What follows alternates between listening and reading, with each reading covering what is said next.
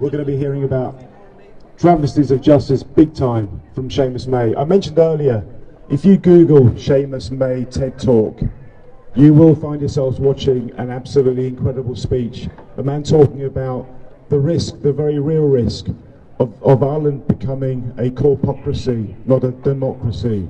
Corpocracy, of course, being a situation where a nation is too influenced by big business, banks, vulture funds, mining companies, and so on and so forth.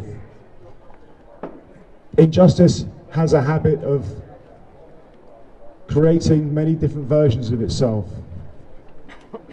It can be injustices relating to the kind of things that Anna and Michelle spoke about, the kind of things that Brian's been speaking about, the kind of things that Brian Houston's been singing about, the kind of things that I've been talking about, the kind of things that have brought you here today. Just a little while ago, I spoke to a lovely lady who told me that just 4 months ago, her home was unlawfully repossessed, herself and her 4 kids out on the streets with no notice. She suspects unlawfully. This is something that's happening time and time again, and it's happening because our politicians are not doing a good enough job yet in representing the people and providing accountability for the judicial system.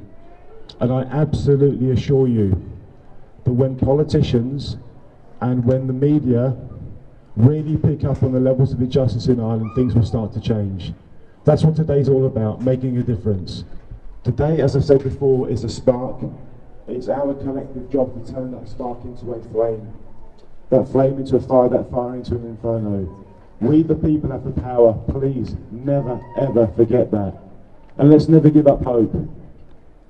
All the time there is at least one person who hasn't given up hope, there's a chance. Think about it. All the time there is at least one person that hasn't given up, there is hope. One person can be a spark. You can be a spark, we can be sparks, we can be a flame, we can be an inferno. Let's hold the government to account, let's get them to hold the judiciary to account. Let's get the truth out there. As I said before, sunlight is the best disinfectant, and there's a lot of disinfecting to be done in Ireland. Only when the people of Ireland enjoy the kind of rights that many other countries take for granted, rights such as legal aid, rights such as proper legal representation, will the ordinary people of Ireland have a chance to get what they deserve? Justice. That's what they want, that's what we want. What do we want? Justice! And when do we want it? Now. Mr. Seamus Maye. You reminded me there of my TED Talk, and that we're turning into a corpocracy. Well, I think we've long since turned into a corpocracy. It's interesting that this march started at the forecourts and ended at the Dáil, or as close as they'll allow us to it nowadays. Because I've spent over 30 years in here in the Dáil and down in the forecourts fighting one particular case. And you know, the barriers to justice are incredible. In fact, the Irish justice system really is about barriers to justice.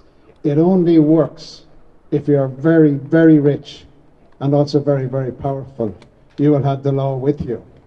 If you're not rich and you're not powerful, as I have discovered, you will get turned over time and time again.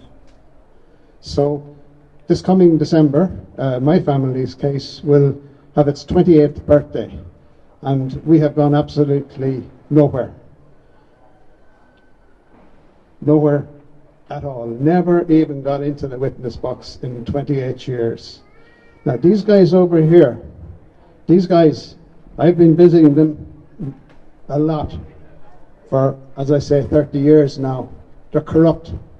They're just simply corrupt. The likes of Micheál Martin and Leo Varadkar haven't tested Simon Harris yet, although we did in 2012 and didn't come back to us. And the Labour Party and the Progressive Democrats, the whole lot of them are part of that corrupt cabal that are keeping what's going on in Ireland, this injustice system, going. Now, there are other issues. In most other countries, you're allowed access to third-party funding.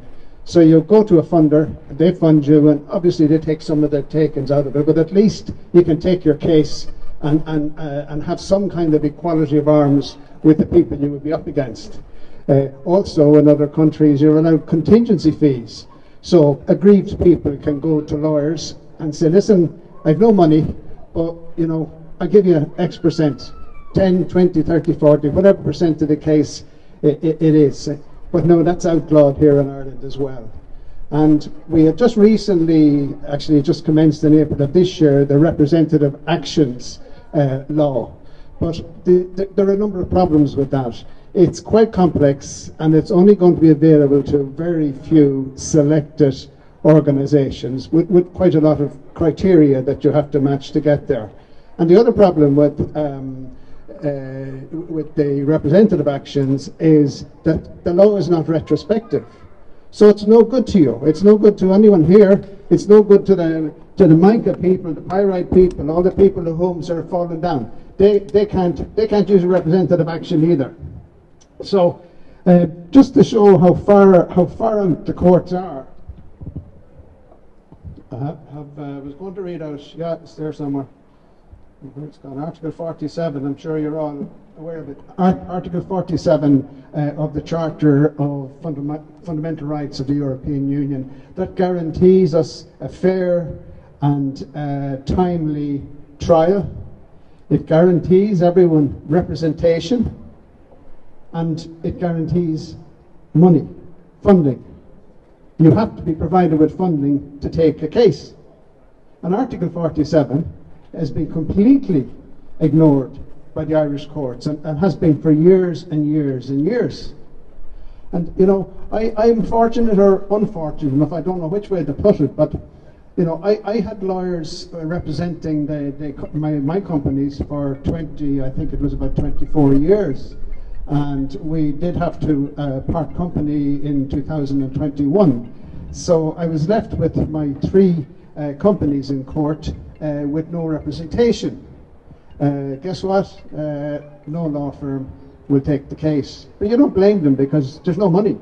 Simply no money. So you can't expect lawyers to work for no money. But that's not the real reason. There's when you're up against the very rich and very powerful in Ireland, you will find difficulties all the way along, and especially in the court.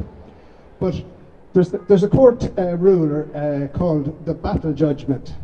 And the battle judgment is a rule that the court made many years ago, that a director of his or her company cannot represent the companies in court. So I've spent the last 3 years in court up against, the rich and powerful, the Arthur Coxes, the McCann Fitzgeralds, the William Frys, they're all in the mix. And my company's have no representation. It's absolutely outrageous. And that's what everyone here is facing into, and thousands more.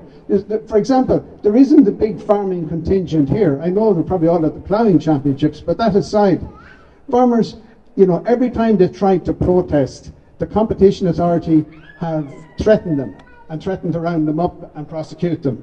So there has been no successful competition law case in this country in over 30 years, 34 years of competition law. Not one of price fixing, abuse of a dominant position. And it's no coincidence that our prices, the prices of consumer goods and services in this country, are approximately 45% higher than the European average. Now that's from Eurostat, the European statistics people. So on the one hand, you can't take a competition law case. Farmers are just squeezed into the food chain. They're the last ones to get paid, and they get paid very little. But they can't go to court. The law is there, but the law is not. You cannot implement it.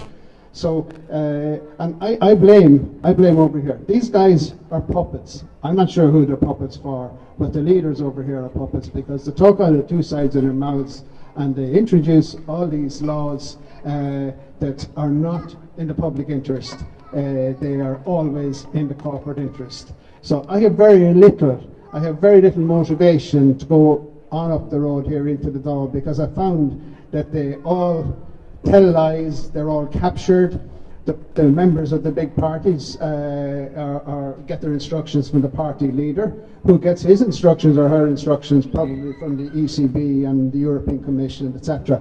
Now, just one point before I go, and I forgot this one. Yesterday wasn't a good day for us.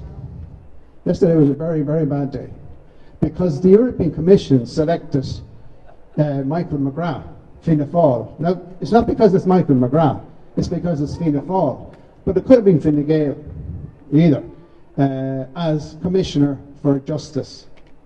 So we have a big, big fight on our hands. This man, his party, they are conflicted. They have a conflict of interest and will not represent our interests. God knows, I surely know that after 30 years. So listen, today is only the start, the very, very start. We will gather and we will grow and we will not go away. We will not go away until we get a completely reformed judicial system and a different culture. And it has to start here in this house in Dáil Éireann. So thank you very much.